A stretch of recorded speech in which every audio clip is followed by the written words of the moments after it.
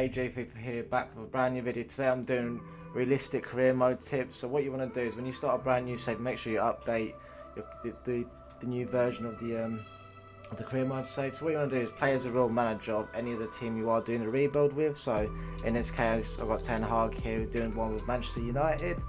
So what you want to do is just advance through and obviously go through your game settings. So obviously the first thing you can disable it and obviously just like go with the current team you do have, just to make it better than just, you know, first season you can just sign anyone who you want, which obviously you can do that if you want to do whatever you want. Depends how you want to rebuild your team, I guess. Difficulty, I would say depending on what current difficulty you're playing at. So let's say example you played world class, why don't you just up it to legendary and, you know, test yourself. That's what I would do personally. And then obviously make sure you play, I don't know, it depends how you want to do your match settings with your youth, but that's up to you, so entirely up to you.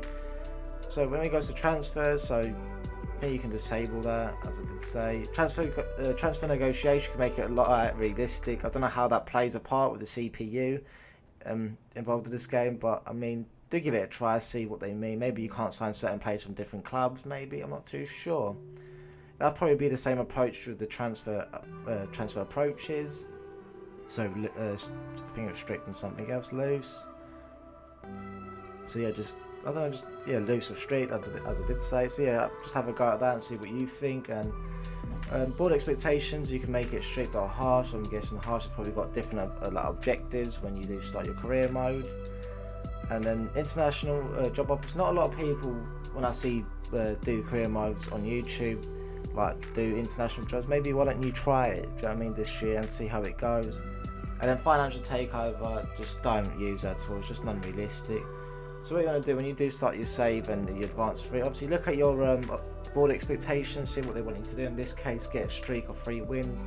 Obviously keep the salary growth under 15%, which ain't going to be hardless, especially when you might sell players in January, and then win the Europa League. And then youth squad, obviously, if they're not the best rating after the age of 16, just send them out on loan, and make sure when you do send these youth squads out, send them to a realistic location. A lot of people might send them to like Fiji and stuff like that. It's no point.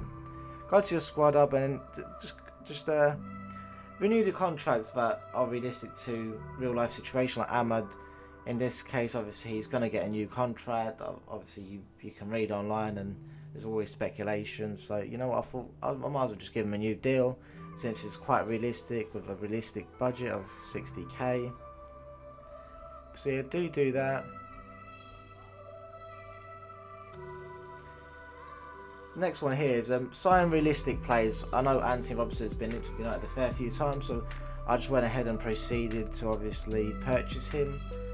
So yeah, just don't buy players that are just out of bound. Like buy your Mbappe's, your Messi's, Ronaldo's, Vinicius, stuff like that. Just make it, maybe even just do one marquee signing per season and then sign a few decent backup squad players or potential starters, because a lot of people just sign like 4 or 5 marquee signings and then try to challenge for the league or Europe or something like that. Don't sign all good under 21 players of good potential. Next one you want to do is look at your team management, see what type of team you have, and just stick to that formation, quite as simple and easy as possible. And then in game, why don't you check out your CPU sliders? That could be another thing as well. Obviously AI behavior, it's really untactical, so obviously you can like play around with that and see how you get on when you do play these games. So I'm just going through and seeing what they run. Obviously you can adjust it as yourself, or you could obviously change it to custom and customize your own one. I mean, I'm sure there's someone on YouTube that tells you what you can put them on. So if you like today's videos and these tips, please leave a like, comment and subscribe.